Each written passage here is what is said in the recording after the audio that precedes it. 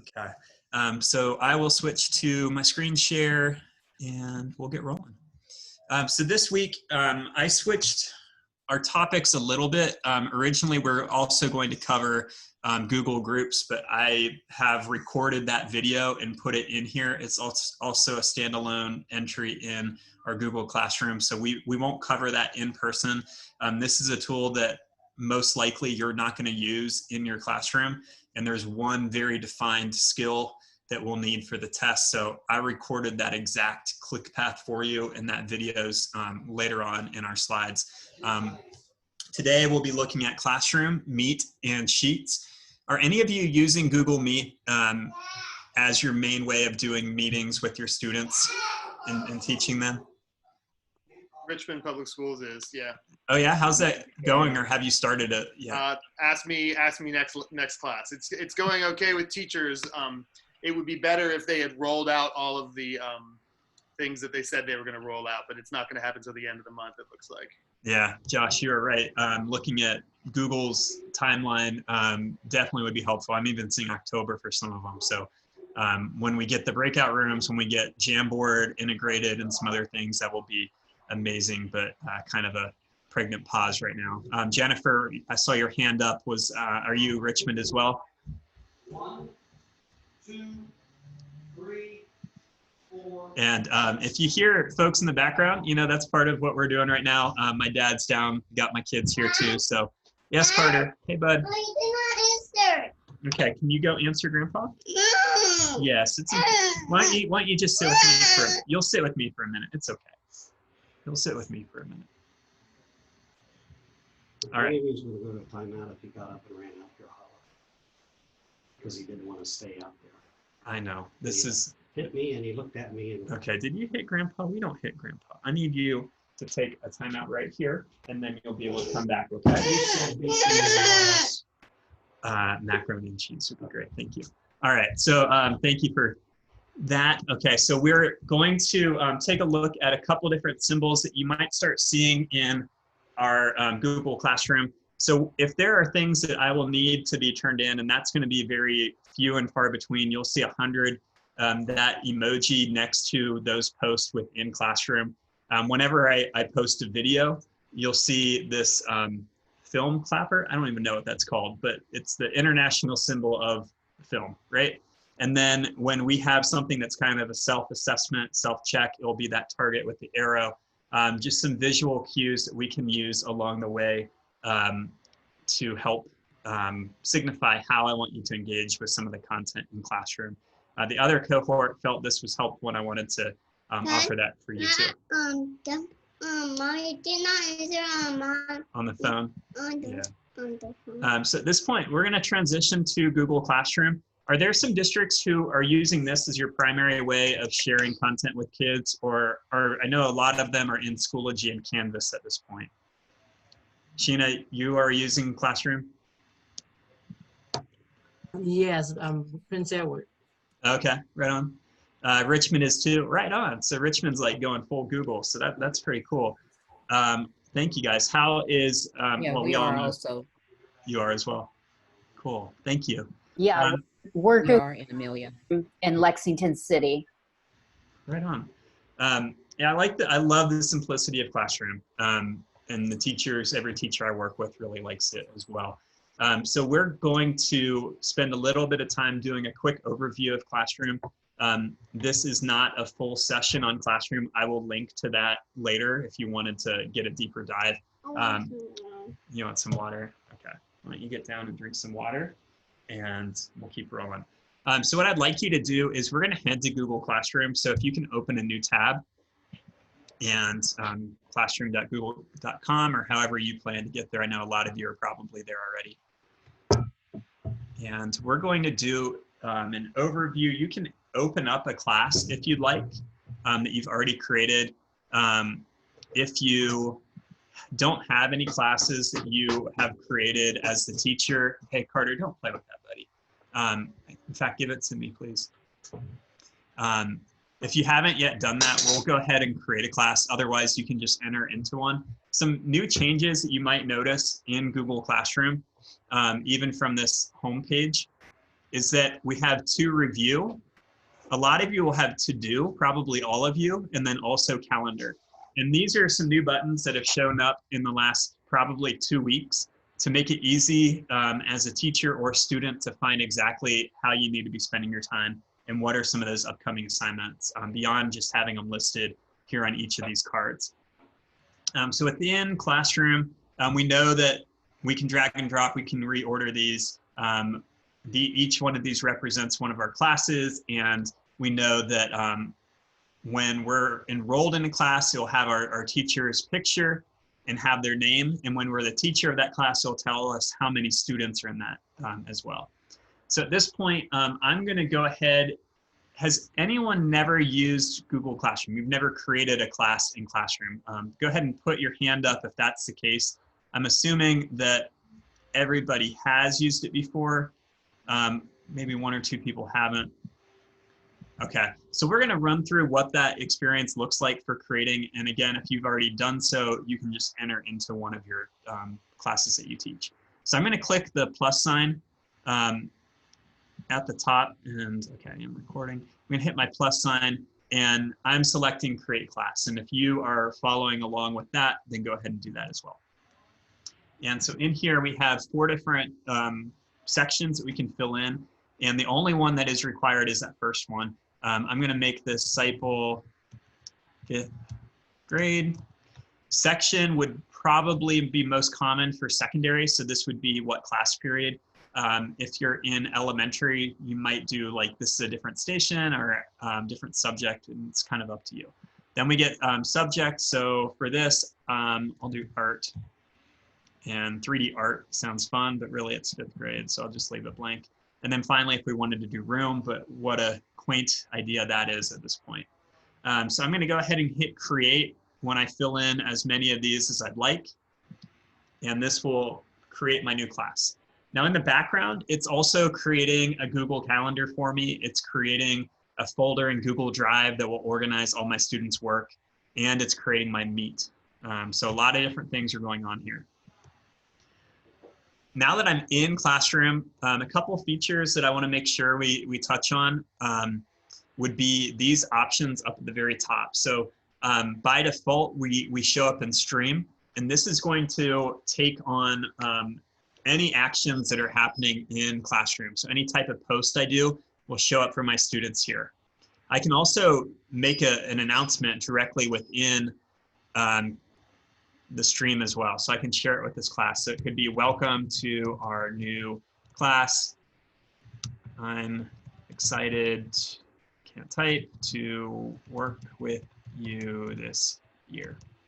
Great, so we can put our message in. Now I know a lot of you may want to also put in maybe a video message as well. So if we wanted to, we could click this add button and put a YouTube video, or if we had a recording that we wanted to bring in, we could bring that in as well. Shouldn't have done drag and drop, but I can do a file and be able to bring that in, or pull something from Google Drive if I wanted to. So lots of different ways that we can bring in videos that might be our welcome video. We'll pretend that this one is. And then when I'm all set, I'm gonna hit post. So that now when my students come into this class for the very first time, they're gonna see my welcome message typed out, they'll see my welcome video, and that will allow them to know a little bit about me. We're gonna keep bouncing across the top and head to classwork at this point. And within classwork, you know, I know all of you have definitely been members of my class, so you've seen some of these features at work. Please note that we have a big create button, and then we have all of the linked tools for Classroom. So we have Meet, Calendar, and Drive all showing up here too. For right now, we're gonna click where it says create. And in here, it might seem kind of strange, but I like to start with the very last option. So I go all the way to topic. And I like to do this because when we think about our classrooms, back when I started teaching, we had, yeah, no, it's not time to give Bruce a treat. Can you go back with your brother, please, and tell him to put on a kid's show? So when we had our classrooms, I know we always had filing cabinets, and in those filing cabinets, I'd have a different folder for each unit that we did or for my vocabulary lessons, and I can use topics in that same way to organize my class. So my first topic that I might do for 5th grade, we'll pretend that this is Virginia Studies. So I'm going to drop in here VA Studies, and that's our first unit that we're going to do. So I'm going to hit add, and I've created my first topic, and I can start to put assignments in there. I can start to put resources, videos, whatever else it might be into this folder by clicking create and then moving things into that topic. So now I'm going to head back to create, and I'm going to assignment. An assignment is going to probably be the one that we use the most, and looks like we might have a question. Table of contents, love that, Shannon. And if we look over here back in our regular part of classwork, you'll notice that on the left-hand side, we actually have a table of contents. So I could click Virginia Studies and it'll show only those assignments. So it, again, makes it very easy for our students to find, here are our bell ringers, here are our vocabulary assignments, whatever it might be. Good idea, thank you. So now we're gonna start putting our resources in for Virginia Studies. So our first one might be Native people. And I'm going to start putting my resources in about this topic, this standard within Virginia Studies. I always skip over the instructions and come back to it later. So I consider this the table of contents for an individual assignment.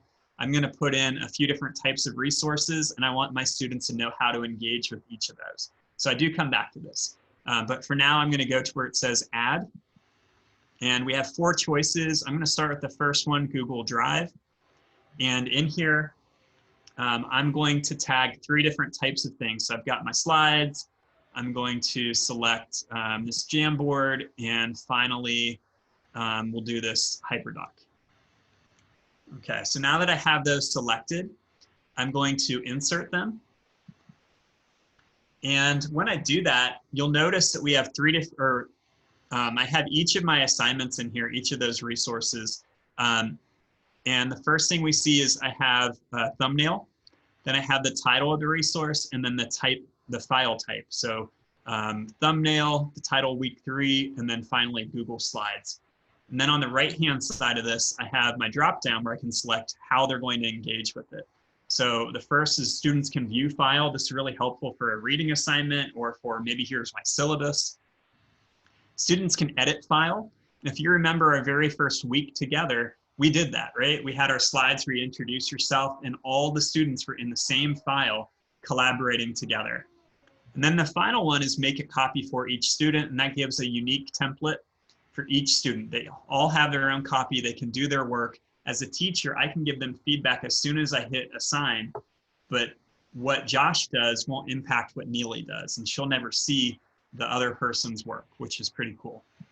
And I like that you can have a different option for each of these. So I'm gonna do students can view file for the first, students can edit file for the second, and the third will be make a copy for each student. So again, you can command exactly how you want your kiddos to engage with this.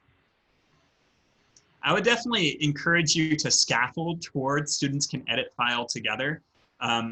Know exactly what you want them to do and be very specific with how you want them to engage with it, and probably talk through it before you move into that step. When I go back to add, we also can add a link. So if I want them to go to newsella.com, I can put that in here. I can add a file that is on my computer, so I could upload it from a flash drive or my computer. Okay, so Stephanie, good question. Why does it occasionally not let us make a copy for each student? And my understanding, there are a couple of reasons that could impact this. The first could be if it's something that someone shared with you and you're not actually an owner, it might show up in that case, or it may not show up in that case. Another one would be if you are trying to do like a Microsoft Word file or a PowerPoint file that is saved in Google Drive, but it's not in the Google Drive format. Both of those could be reasons that impact the choices that you have when assigning. Cool. The final thing that we can put in here is a YouTube video, and similar to what we saw in slides and some other tools, we get a search directly in here, so I can put Virginia studies. I know Neely's getting excited with all this social studies talk right now. And so with this, I can go through and find the video that I want. I'm going to do Virginia's 5 geographic regions. I would want to be aware of the length of time, so I'm not going to drop the 62-minute lesson, Is There a Life After Death? 50 Years of Research at UVA. 62 minutes, not going to do that, but I will do this 2-minute one. And after I put it in there, I can review it too. So I'm going to click on the thumbnail of my YouTube video, and this pulls it up. I can watch it, preview the entire thing before I actually hit assign and share with my kiddos, right? We want to make sure we watch that entire video. And Neely sees the shout out there. Cool. All right, so now that I've filled in the different contents that I want them to engage with, whether they're creating something or they're watching, then I'm ready to go back and make my table of contents. So I could put 1, review these slides and ask questions beneath the assignment, right? So I could go through and 2, reflect on our Jamboard, right? And I'd continue all the way through. Now, something else that you might consider doing, there's a really popular concept right now, and I think it's great that it's becoming popular again, called dog fooding.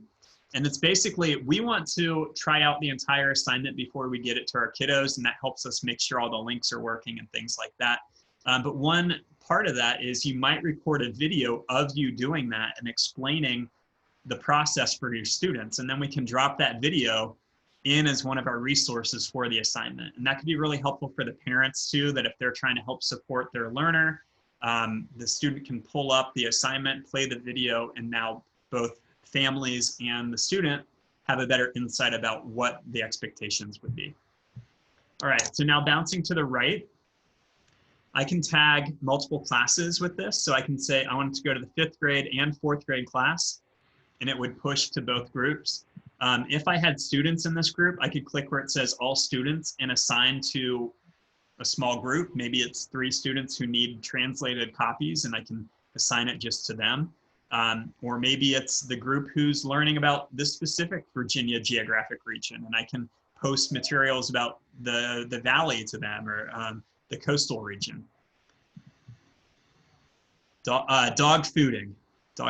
So it comes from the idea that if you are the owner of a dog food company, you should believe in your product enough that you would be willing to eat that dog food. So there you go. I've never done it, but my 3-year-old does from time to time, so maybe I'll talk to him. Then as we look over here on the right, we can put in any full point values. So I can have 1, I can have a 1,242 or 43, whatever I want, any point value, or I can say it's simply ungraded. Makes it easy in here. Funny, love it, okay. And then we get due dates, we can do this, and that includes due date time. So if I want it to go on the 10th, I can say at 11:59 or at 4 p.m., however you want to do that. Our topic, we can tag one or create a new topic if we need to. This is Virginia Studies, so it's now in there. And then finally, we have rubric and plagiarism checker.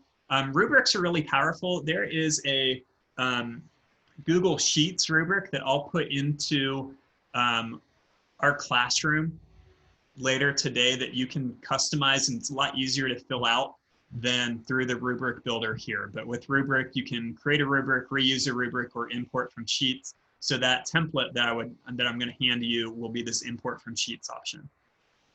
Then finally, for every course that you have up to 3 check plagiarism options. And that's kind of like a free version of Turnitin for our students. But again, you only have 3 that you can do. I don't think that you can do subtopics. Good question. Yeah, I've not seen the ability to do that. All right, so now at this point, I have all of my stuff filled in. I have it exactly the way I want it to be. I'm going to switch this to being out of 15 points. And now in the top right, I can either hit assign and it goes live right now. I can click the down arrow next to it. I can schedule it. So maybe I want it to go live tomorrow at 8 a.m. Our classes start at 9, and so some of our students can see it. I know in the spring, people are doing a lot of weekly assignments. So I might have gone in and posted it on Sunday at 8 a.m. so that the families can review it leading into the week. So you can be creative with how you want to use this. For my purposes right now, though, I'm going to just hit assign, and it's going live for those kiddos.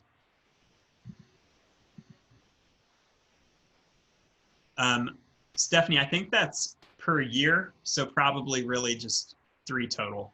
So I would want it to be like a tent pole. Some of those bigger assignments that we do, not just a quick check and connect type deal in a class. I wouldn't want it to be an impromptu thing, but like a deep research project or something. All right, so now we have our first topic, we have our first assignment. We're just gonna talk through these other options real quick. I'm not gonna walk through to the level that we did for this, but we can do a quiz assignment. So that's going to use Google Forms, and it will be a self-graded quiz. It makes it very easy to see how people did. It gives us that report. We looked at that a little bit last week, I think. We can do a question. This gives us 2 choices. We can either do a short answer response, so it becomes almost a discussion board, or I can switch it to multiple choice and I can do a very simple poll. So it might be, when should our office hours be this week? And we can do Thursday or Friday. And when I post that to my kids, I'm gonna make it where it's not worth any points, no due date, or maybe I'll make it due on Wednesday, whatever I want. And then I'd hit ask and it would put that poll out for our kiddos. We also have material. Material, you should think of this when it comes to, I don't expect any response from my students with this. They're just observing something. So maybe this would be used a lot at the beginning of the year with a class syllabus. If I record a screencast, I don't really expect anything back. So I might make it a material. Yeah, Chromebooks, if you do the quiz option, you can do a lockdown browser so the kids can't leave the tab, which is, I know a lot of people like that feature quite a bit. All right, so the final thing in here is reuse post. I can pull a post from any other class. So everything's kind of like an item bank that I can pull in and be able to use later. It's always slow for me though. We're going to leave classwork now. And one last thing, all of these items are drag and droppable. So if I want, when should our office hours be to, sorry, I didn't mean for that to happen, to now be in Virginia studies, I can do that. Although my dexterity has been a little bit off today, so maybe I can't do it too well. But it is drag and drop and I can do that. I'm gonna bounce over to people. And in people,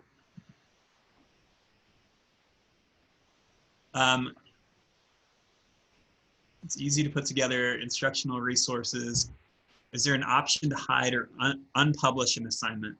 I don't know. Well, unpublish, maybe a couple ideas on that. You can delete an assignment. I know that's not unpublish. So what you might do is maybe you make a topic that's passed and you just move everything down there where when you no longer want them to really engage with it. So you can drag and drop the topics too. So whatever your current one is, have at the top, whatever our full year resources might be, have at the top, and then slowly move them down as you move forward in your course is one thought. We're switching to people now. If I have a co-teacher, I can click the silhouette icon on the right-hand side, add their name in here. So this will be Eric at adamseipel.com, and he's invited. I can also invite my students, and there are a few ways we can invite our students and get them enrolled in our class, and they just added a new one, which is probably going to be the easiest one. So if I give this link to my students, and I can even shorten that link if I want to, Maybe I put it into a newsletter that's going home or an email to parents. Then all they have to do is click on it and it'll add them to your class. So that's super easy. You can also manually add each person. I would probably do that for the stragglers who weren't added in that initial batch. So maybe I want to add Carter at Adam Seipel specifically, and I can invite him, and now he'll be able to join us. Looks like we have a couple questions. I'm going to bounce back. Oh, cool. Another idea. Oh, that's smart. So Kristen said having an unpublished course where we don't have any students, and then you can move things over. That's really good. I also like that idea for your PLC to have one course that they're all building together, and then move things over as you get to that point.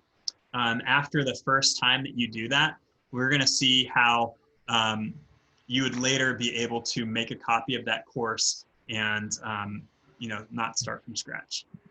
So in here we have our students. We're going to skip grades for now. That's not going to be a big part of level 1. And at this point, I'm going to head to our settings gear in the top right-hand corner. So when we do this, and you can see a message that I'm getting right now, we can change our class details, add in a description if we want. Let me close this real quick. Okay. And then down below, sorry, I got the giggles. We can see invite codes. I have that enabled. That's what I just showed you. Class codes used to be a very common way to get people into your class, but now that we have invite links, I think that this might go by the wayside a little bit. We can display a class code or copy our invite link and embiggen it if we want to. So there we go. Continuing down, I think this is important. So where we see stream, by default, it says students can post and comment. I have teachers initially switch to only teachers can post or comment. I like to be able to control the stream a little bit. So I don't want a student to be able to make a new topic within the stream. If they have something they need to talk to me about, I want them to email me or send me a private message to talk through it. Eventually, you might get to a point where students can comment once I make a post, and it might be an assignment. They can ask a question in there. And that's a little bit more controlled than this top one that unfortunately is the default. Continuing down, we get things like Guardian summaries, and I really encourage you, if that is an option in your district, to have it turned on. A Guardian summary makes it easy that once a week or at their interval that they choose, they'll get something that looks like this. And the teacher doesn't have to do anything. Once you connect the teacher or the parent to the student, your job's done, and every course that that student takes from then on, they'll receive, well, here's missing work, here's class activity, here are upcoming assignments and things like that, so that the family can come around and help support the student. All right, so I have that turned on. The next thing is Meet, and this was added in April or May. I'm gonna hit Generate Meet Link. And so now my class has this unique link that nobody else can get into. And my students can't get into it until I launch that particular meeting. If you don't want your kids to even see this until you're ready to start, you can turn the link off, and they can no longer click on it. And then right before your meeting happens, you can turn it on again and they can see it. Guardian is not something districts have to purchase, but it's one that they can turn off. Same thing with Meet being integrated. So there are a lot of things that districts can say yes or no to. And that would be an admin decision. Sometimes it could be a school-based decision. Most of the time it's top down by grade level or the whole division. Then we get into grading, and just know that that is an option in here too, but again, not something that we'll really need for part 1. Okay, so I know we went over quite a bit. I do want to pause real quick to address any questions that might pop up. Okay, so good question. Is there a way to see what students have logged in and seen the assignments or looked at the resources? And I will admit there are probably some teachers in here who use this with their students a lot more than I do because I don't have an actual class. I have not seen that function other than going into the assignments and the templates that you've made for them to see if anything has been created in there. We use Schoology in my district too. It did not generate a Meet link. And yes, so Barbara, it would be because you're not using a school district account. So the course that you joined, as a Google certified trainer, I'm allowed to make my own school system account or domain.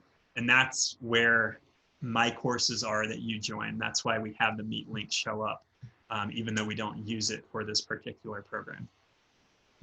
All right, so as a teacher, if I were ready to do a Meet, I could click on this link and it's going to launch Meet for me.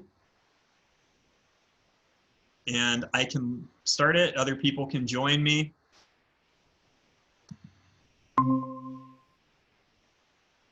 It gives me this information I can pass on to other people if I want to. It gives me a nickname that I can change if I want to. And now I'm in Meet, and we can kind of consider this a transition to our Meet portion of our session today, because that was our next topic we're going to. Cool, so Barbara does have it in her school one, right on.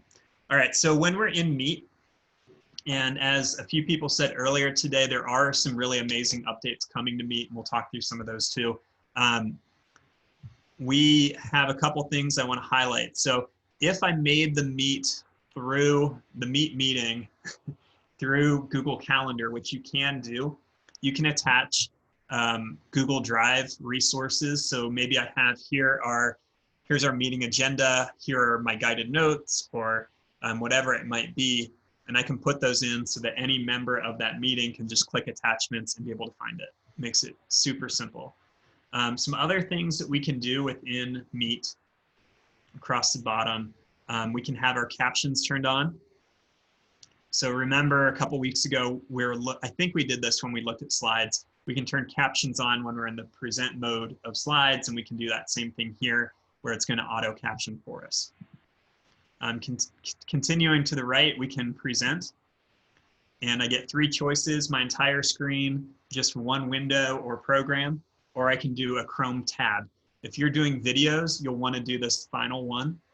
I'm sure you've noticed in plenty of Zoom meetings and probably Meet meetings that when someone's trying to show a YouTube video or a video from anywhere, that it gets really laggy, kind of like what you're seeing on my screen right now.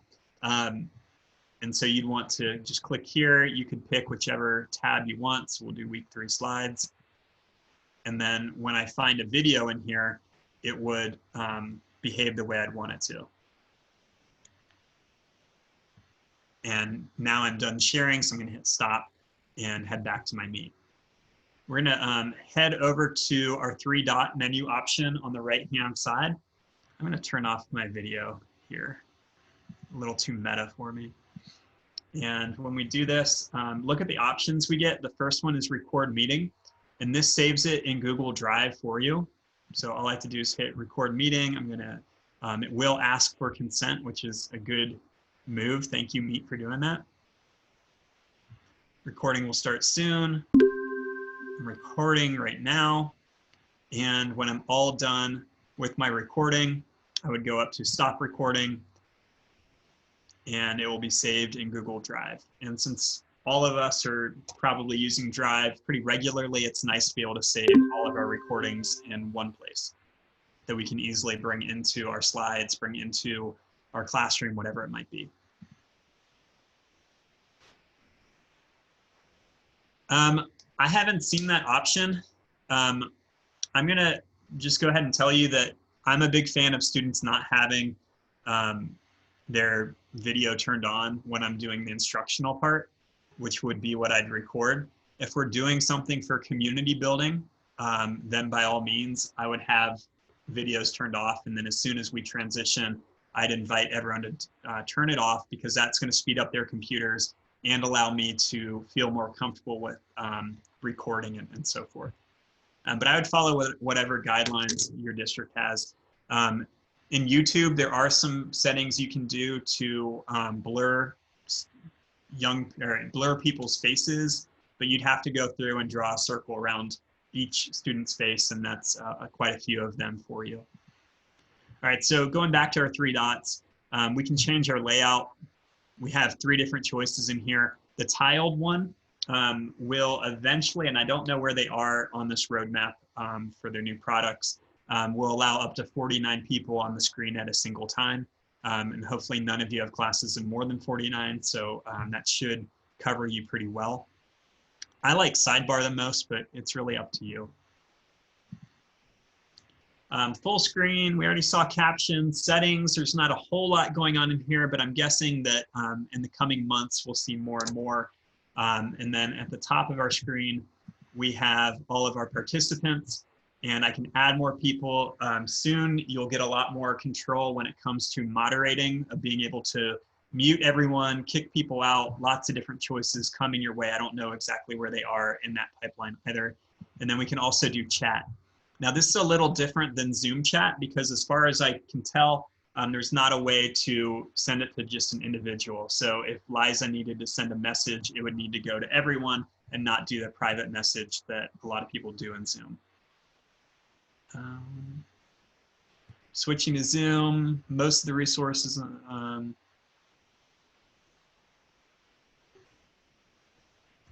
Yeah, so I'll try to hit a few of these. Neely, the first one is to have people turn their videos off. That's going to speed things up quite a bit. And then also trying to limit the number of tools that they're using and the number of tabs that are going at a time. So periodically maybe stopping and saying, okay, we're going to delete some or close some of our tabs. Here are the 3 that you need. We're going to come back in 30 seconds, blah, blah, blah. So those would be a couple ways that I might encourage. Way to save a chat.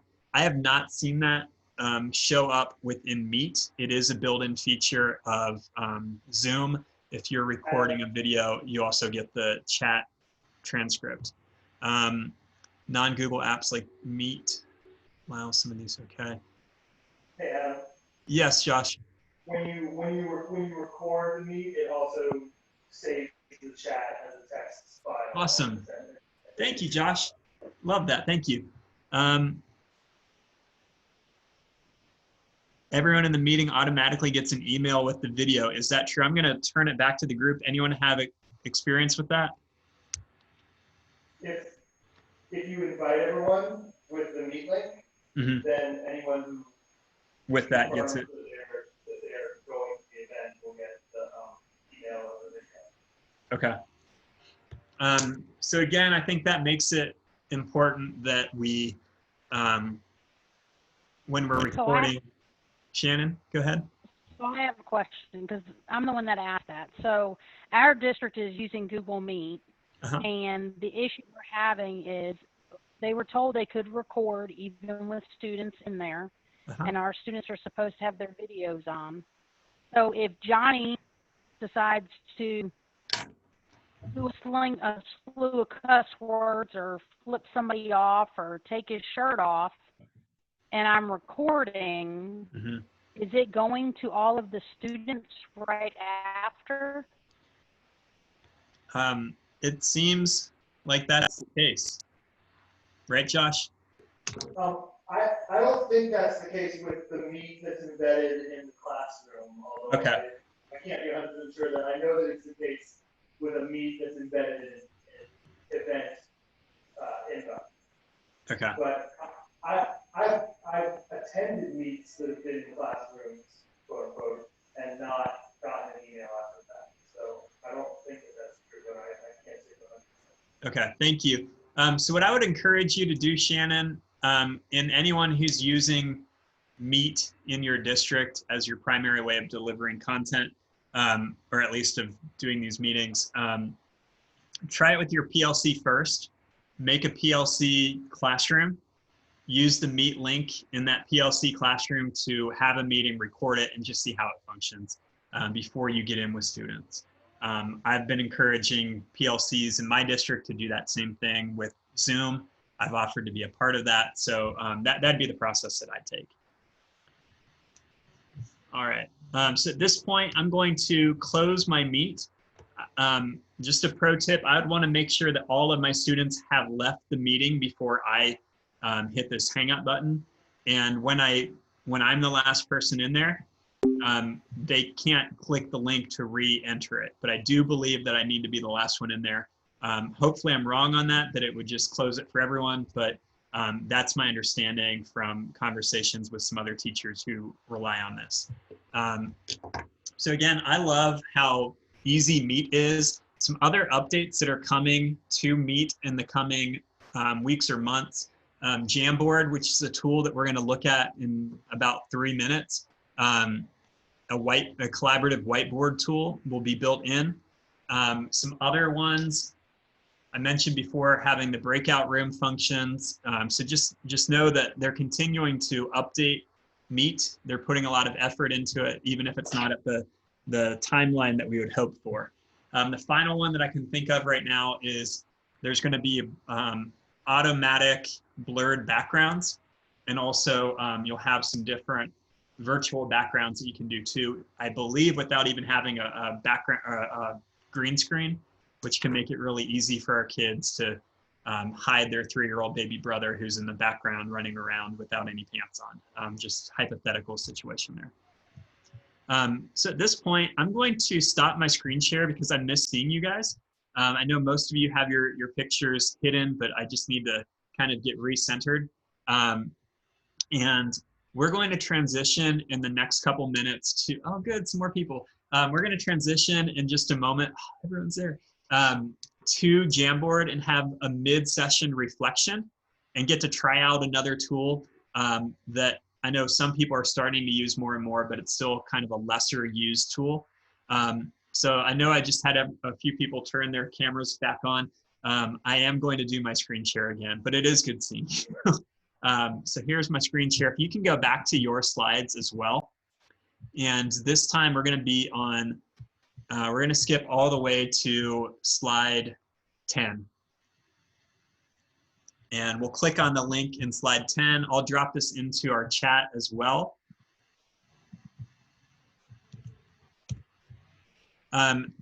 So we have 2 different posts in here, two different pages, and you can navigate at the top. We have these arrows.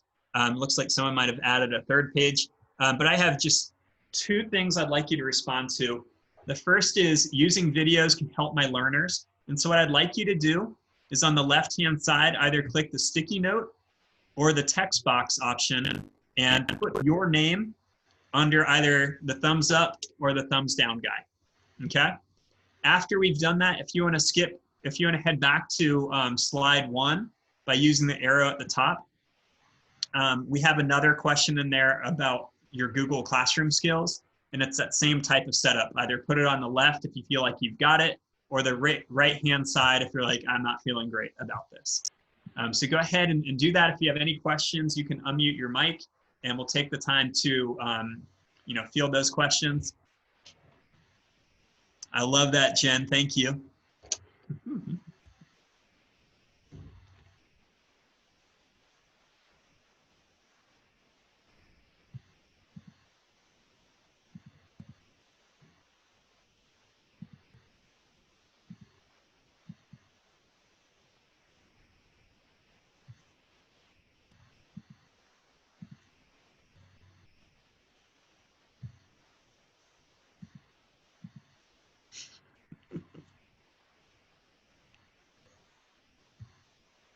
Okay, we'll take another 15 seconds or so to make sure we've responded on both of those 2 slides. I know a few people keep adding a 3rd slide. I'll keep going through and deleting that 3rd slide, and we'll come back together in a second. Anonymous Giraffe, I'm after you. Okay, so I'm gonna start off on slide 1, and I'd like you all to do that too. And we'll just have a quick review of where we feel we are with Google Classroom. Yeah, I get that. A limit to the number of people allowed on a Jamboard. I've been seeing that too. I've definitely been in a few meetings where we've reached that limit. I'll be honest, in my day-to-day time when I'm not training only on Google tools, I'd use Padlet. I'm a really big fan of Padlet. But, you know, trying to spotlight our Google for Education, I wanted to use Jamboard in here. All right, so we're looking at our classroom one, the one with the baby and the Mad Men characters. And looks like a lot of us feel like we're pretty fluent when it comes to classroom. Some people have chosen to go in the middle, and I think that that is great that we have that neutral option right there. And then some people have moved to the not great, Bob, which is one of my favorite lines in all of television history. And I'm right there with you, whoever put the kind of neutral, because we're a Schoology county, and I know a lot of us use these other tools. I would encourage you to go back to that skills assessment that I shared with you the first week. And in there, for level 1, you really just need to be able to make a class, probably add a student, host an assignment, and I think that's about it. Okay, so if you can kind of check those few items, then you can self-check and move further to the left than what we have on the right. You don't need to be a ninja rock star or whatever the phrase may be, but really those key things of being able to make a class, make an assignment, and moving forward. All right, so I'd like everyone to transition to slide 2, where we have our using videos can help my learners. And I know that we spent a lot of time looking at how through meetings we can use video, but would anyone else like to just kind of chime in about how you've experienced videos helping learners, whether you're the learner yourself or as a facilitator?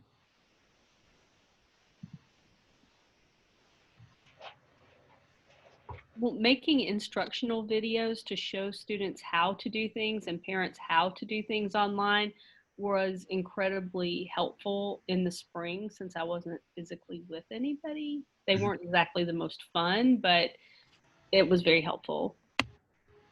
Awesome. Yeah, and I think, you know, one of the keys that we need to, or some keys that I keep seeing when it comes to screencasting in particular, in the videos that we're creating, keeping it simple, keeping it short, and then not striving for perfection, right? So my wife is starting to record videos for her 3rd grade class, and she would, every time that she had an stop the video and start completely over. We need to move beyond that, right? Our goal is not perfection. Our goal is to convey knowledge to our students and convey truth to our students. So that's my encouragement to you. Focus on what the truth is. Focus it on your main idea that you're trying to convey.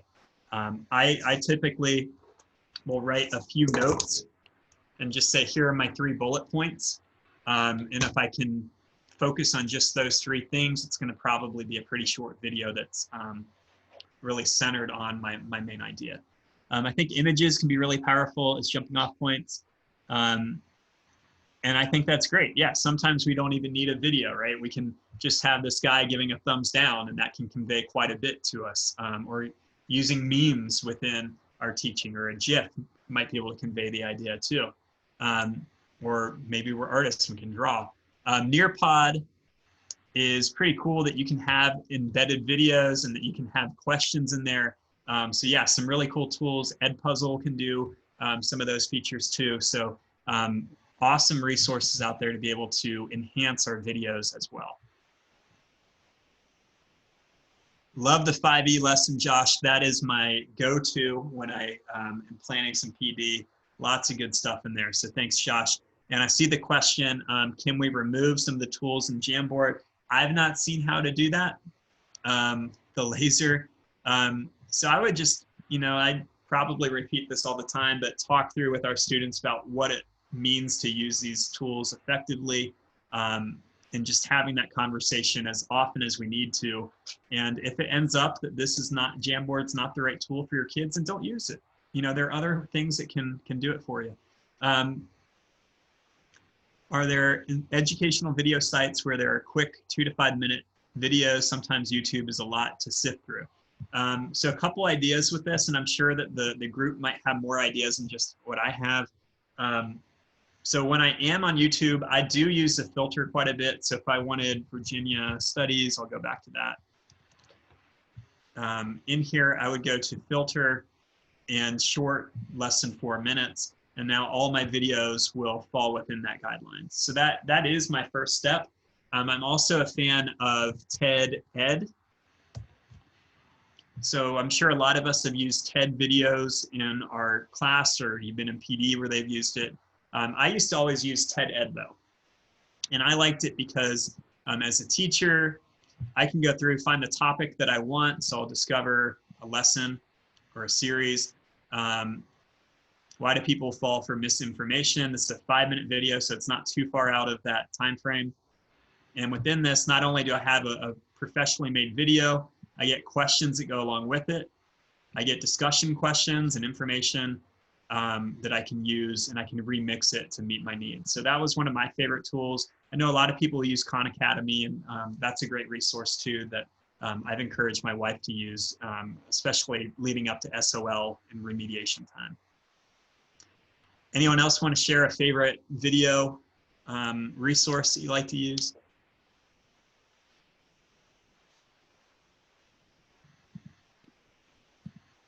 And I may, go ahead. Well, not ones that I've made, but I like Brain Pop Juniors for 2nd grade because good information, quick bursts, and it's enjoyable too. Awesome, thank you. Yeah, my son loves Brain Pop and like any of those Get Active websites as well. We've definitely done some of those dances at home since quarantine started. The other idea that I had, oh, where'd it go? I lost it, I'm sorry. But yeah, use video, try to find the shorter ones if you can. We're gonna bounce back to our slides now. So I'm gonna go ahead and close out of the Jamboard tabs.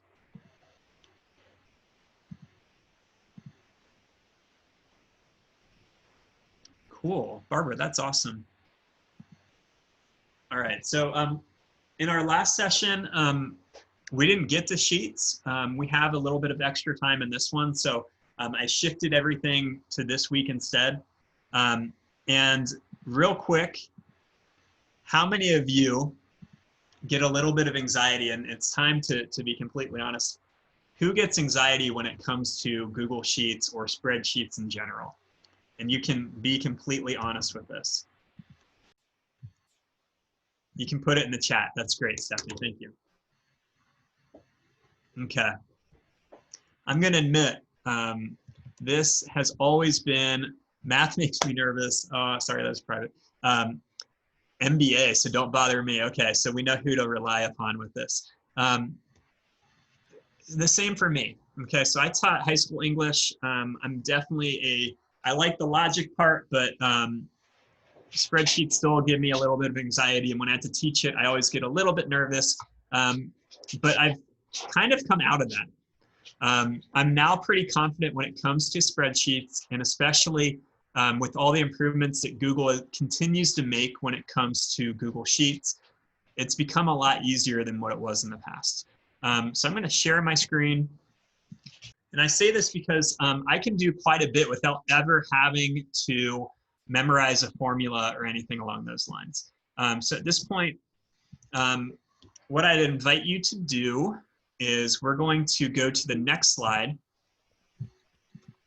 So slide, I don't know what I just did with this. Okay. Slide 13. And I'm going to no longer be in present mode, and I'm going to drop this link into the chat. And so we have a practice resource that we're going to go to that is linked on slide 13. It looks like the link's not working very great. So again, I'll grab that and put it in our chat. I think the last time I did this session, which was for cohort 1, someone got really excited when they saw a goo.goal link, and they're like, is that coming back? And sadly, it's not. But if we go to this, copy and paste that.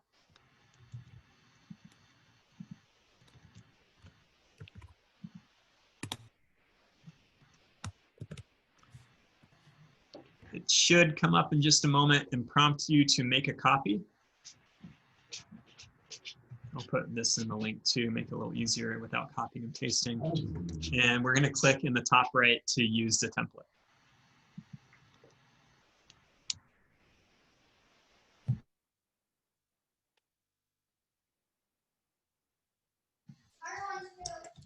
All right, so let's take a moment to make sure everyone has gotten into their spreadsheet. Hey, Miles, come help. All right, so we're going to do a walkthrough of Google Sheets and kind of work through our challenge as we're going to. I included that in the challenge last week, but in our session, we didn't get to do a walkthrough of Sheets, Josh.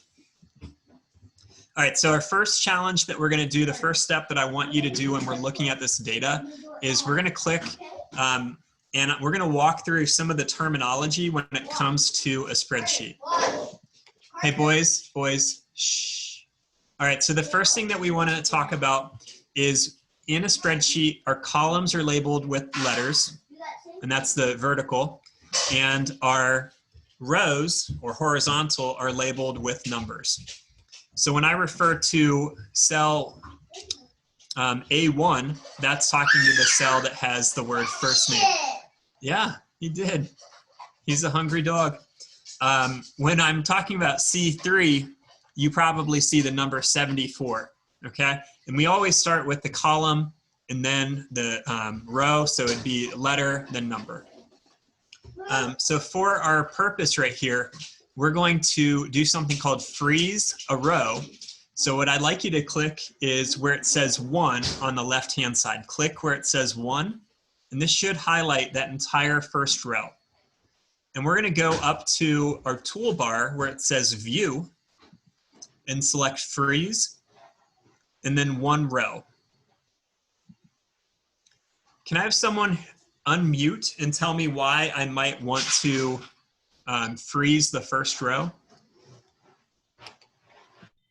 So it doesn't sort with everything else when you try to sort. Liza coming in with the tech skills. Well done. That is absolutely right. So if I were to try to sort this before I froze it, and I did it alphabetically, then first name would probably end up being around number 8. That's great, Carter. But now when I sort, I'm gonna do this by clicking where it has A, and then we'll get a little drop down, and I'm coming down and selecting sort sheet A through Z. My header, first name, and all my other headers are staying in place, and then my rows are going to sort themselves based on that criteria. And it also will link all the information in that row so that it stays consistent. So that's the first skill that we want to know how to do, is how to, good job, Carter, is how to freeze a row. After we've done that, I'd like you to click on C at the top.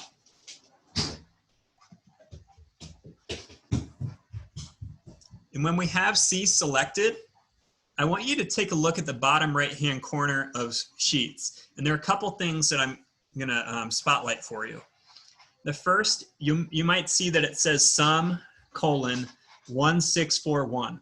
When I click on that, in here it gives me some statistical information, right? So it tells me the average is 82.05. I get the minimum, the maximum, the count, and so forth. So I get all of that automatically. And if I went and added another item in here, so now I'm doing a 98 and re-highlighted that entire field, all my numbers have shifted a little bit. The next thing I want you to take a look at when we have column C highlighted is right next to that dropdown. And you might remember when we looked at Google Docs that we looked at the Explore tool, and that's gonna pop up here again for us. So the Explore tool in Google Sheets is awesome and gonna make your life super easy. So on the right, again, we get all that statistical information, but look what we can do. I can click where it says average, and I can just drag that into whatever cell I want to get the average. But now, okay, so the concern here, I needed to not have that cell listed. So now that I didn't have C22 highlighted, I can drag average into C22 and it will give me that average in there. Once I have my average dragged into C22, I want to find the average for all the other assignments. And I want you to see how easy this is. So if you are looking at your own screen, you might want to head back to mine for just a second, or if you can just listen, that's cool too. When I have C22 selected, you'll notice that there's a little blue box in the bottom right-hand corner of that cell. If I click on that and drag through D22, E22, F22, and G22, I get all those averages too. So it's bringing that same formula into each of those fields for me. So let's go ahead and do that real quick.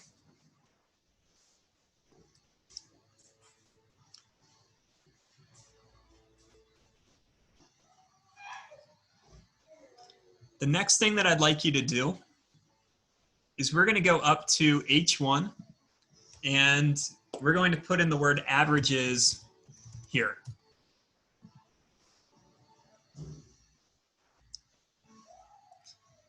Now for averages, I'm going to do this one a little bit differently.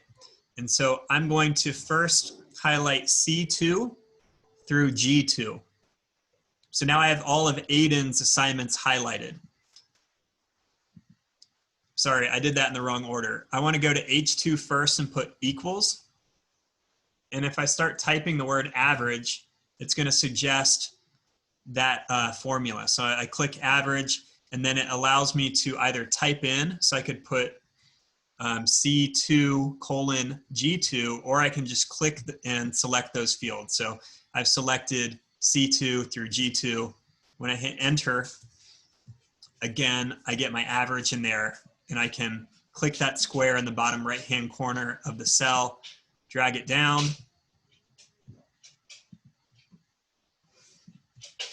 and be able to get all of that information in here too.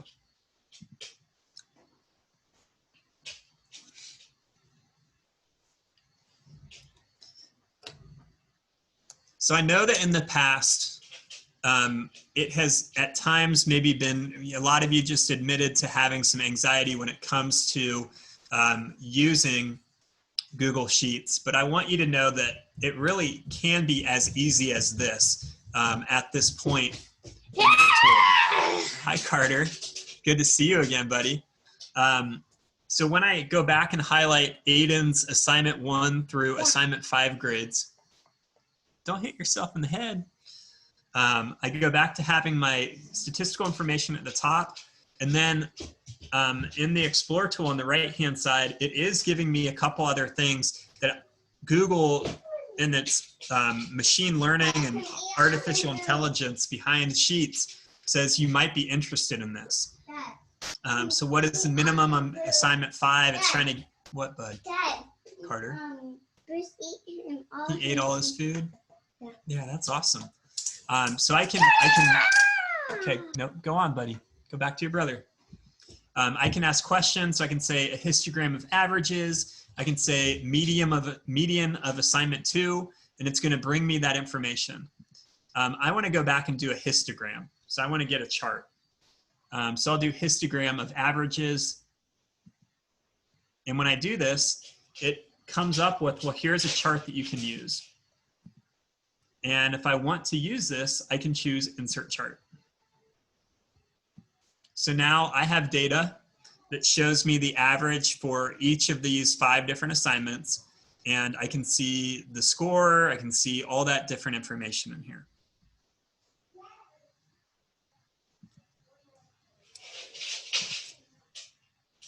Something else that I can do, I'm going to highlight C1 through C22. So I'm going to leave off the average for this.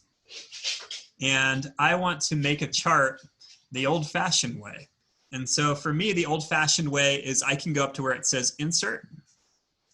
And about halfway down, we get the option for Chart. And that's what I want to do. When I do this, it's going to say you probably want it to be a column chart, but I can make it whatever I want. So if I click where it says chart type column chart, it gives me 3 suggested ones. But look, I have about 20 different, maybe even more than 20 different formats of a chart that I can insert. So if instead I want it to be this scatter chart, I can click on that. And now I have my scatter chart going. I can go through and customize by changing the colors if I want to, or labeling my axes, whatever it might be. Now, the cool thing about this chart is I can then open up my slides, or I can go and open up a Google Doc and go to Insert Chart from Sheets. Here's the top Google result. Find the chart that I just made, and my Google's talking to me. Select it, and it will import this. Now, something cool that we can do is link to the spreadsheet so that if my numbers change at all, my chart will change too, and it'll continue to be updated. So I love that feature. I feel like that's really important if we're trying to do a report. I know some of you have leadership roles in your district, or even if you're trying to report on student progress, you could post this in the first time, and then as your numbers change throughout the year, continue to use the same report, but just hit the update resource, and it would have your new information in there too. All right, so I'm going to delete that chart from our challenge document and head back to our sheets and invite you guys to ask whatever questions you might have before we continue on.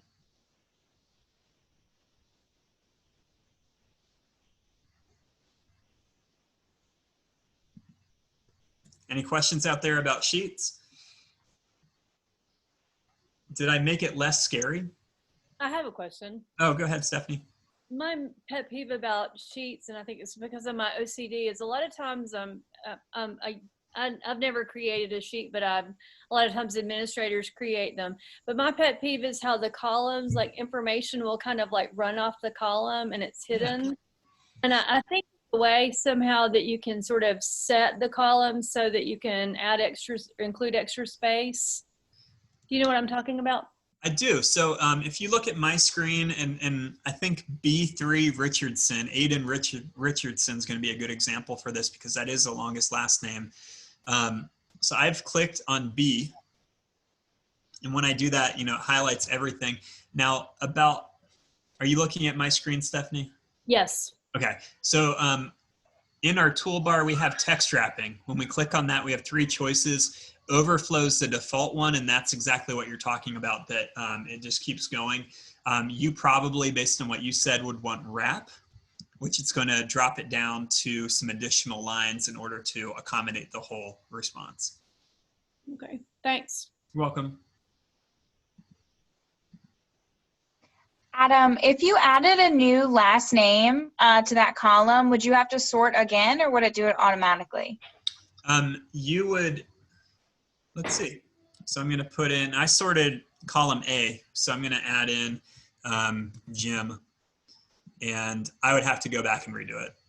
That's what I was thinking, but I wasn't sure. So yep, I'd have to resort, and it would do all that for me. Okay, thank you. You're welcome. Other questions?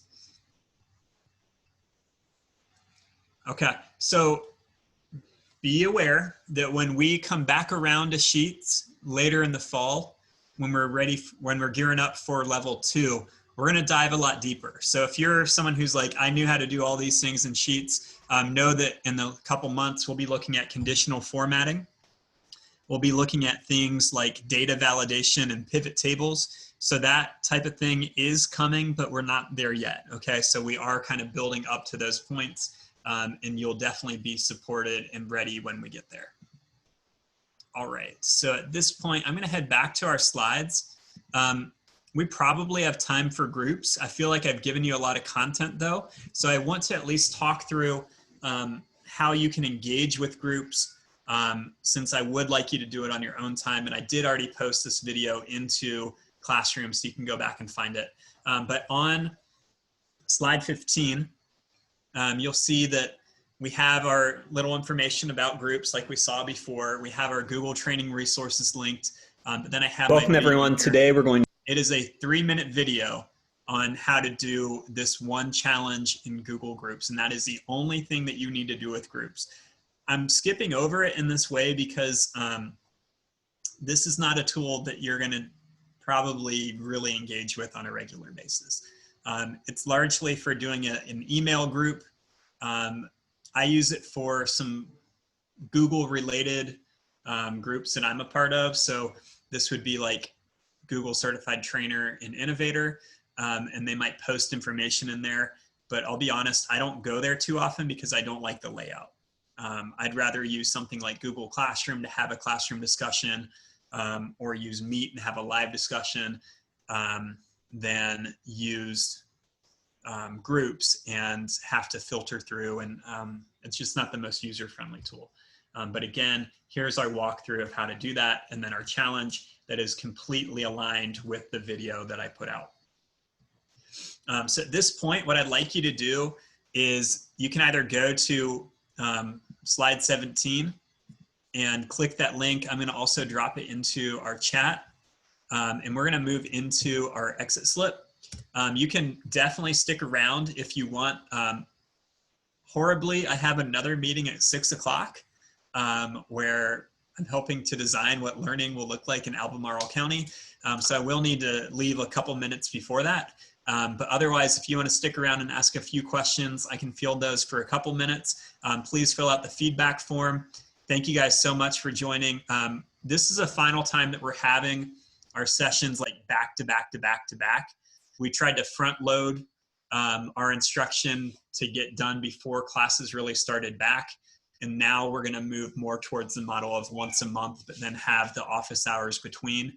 So know that things are going to slow down on this front, but I'm still here to support you even as we pause a little bit for the next month.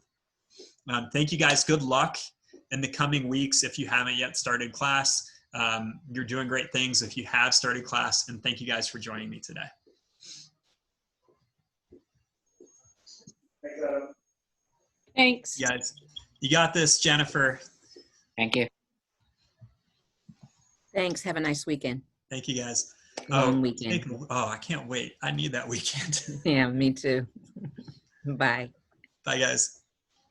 Bye. Bye.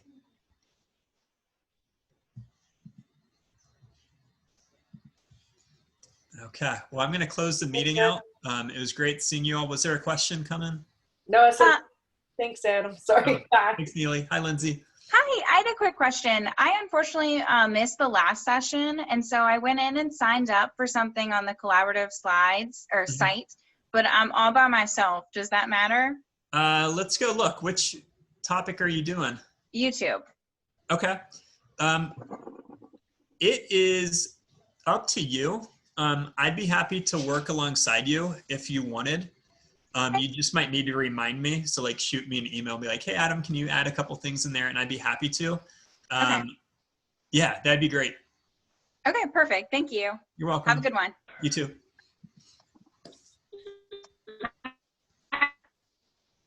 Hi, Shannon.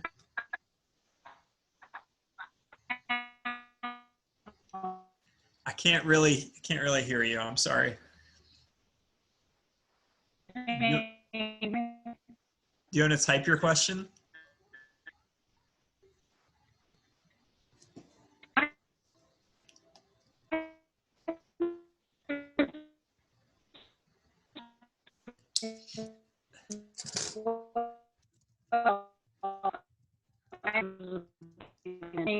Oh, cool. Shannon, that's awesome. Yay. Cool. Thank you. Do you need the link to be able to sign up, or do you have that in Classroom?